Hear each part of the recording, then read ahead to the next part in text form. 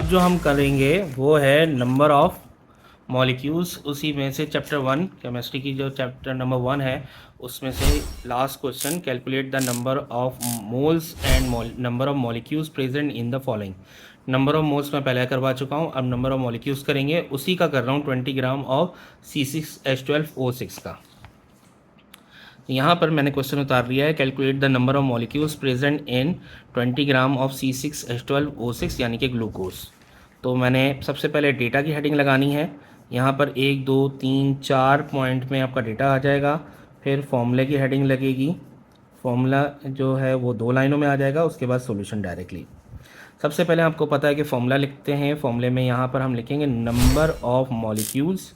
हमें मॉलिक्यूल्स की तादाद बतानी है, कितने मौजूद होगी 20 ग्राम ग्लूकोज में।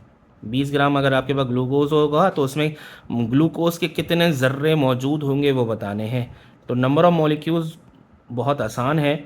हम यहाँ पर इसका जो बेसिक फॉर्मूला है वो ये है कि नंबर ऑफ मॉलिक्यूल्स बराबर होते हैं number of moles. Number of moles को मल्टीप्लाई कर दिया जाता है एवोगाड्रोज नंबर से।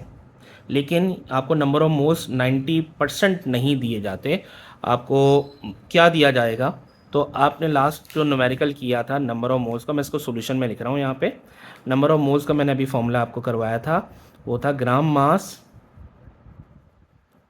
डिवाइडेड बाय एटॉमिक या मॉलिक्यूलर मास।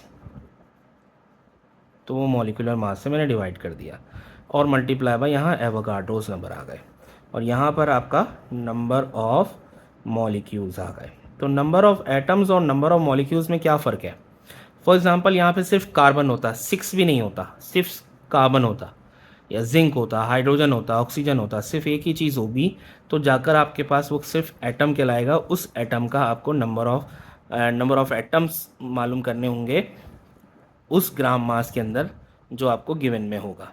अदरवाइज़ अगर आपके पास एक से ज़्यादा चीज़ें हों तो वो मॉलिक्यूल बन जाता है, तो आप उसको मॉलिक्यूलर मास में लिखते हैं।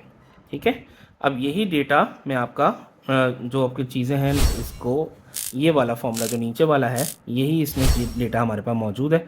इस चीज़ को मैं डेटा में लिखूँगा। सबसे पहले है number of molecules, number of molecules जो कि हमें मालूम नहीं है, इक्वल्स टू क्वेश्चन मार्क। फिर है ग्राम मास। ग्राम मास यहाँ लिखेंगे हम ग्राम मास। ग्राम मास कितना दिया हुआ है 20 ग्राम।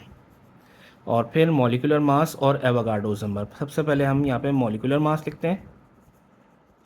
मॉलिक्यूलर मास किसका निकालना है हमें, C6H12O6 का निकालना है। तो carbon 12 multiply by 6 plus hydrogen 1 multiply by 12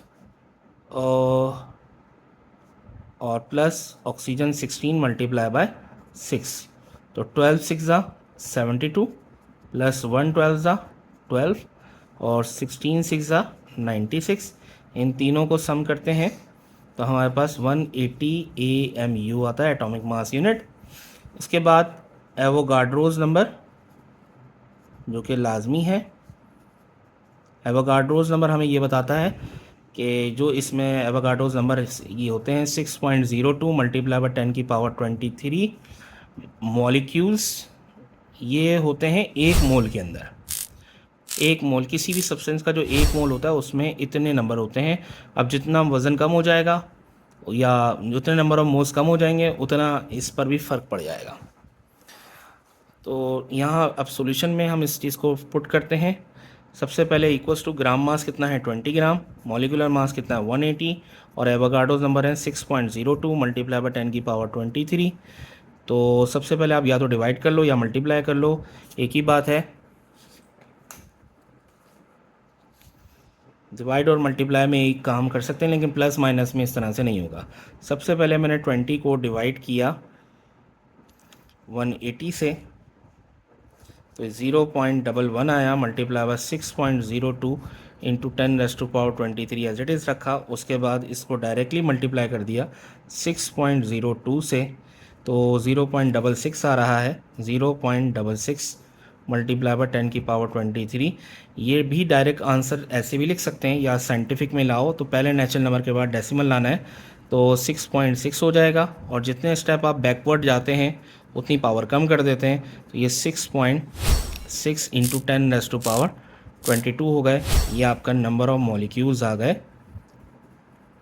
इतने मॉलिक्यूल्स होंगे, यहाँ पर भी हेडिंग में यहाँ जो यूनिट है वो इसका मॉलिक्यूल्स ही कहलाएगा।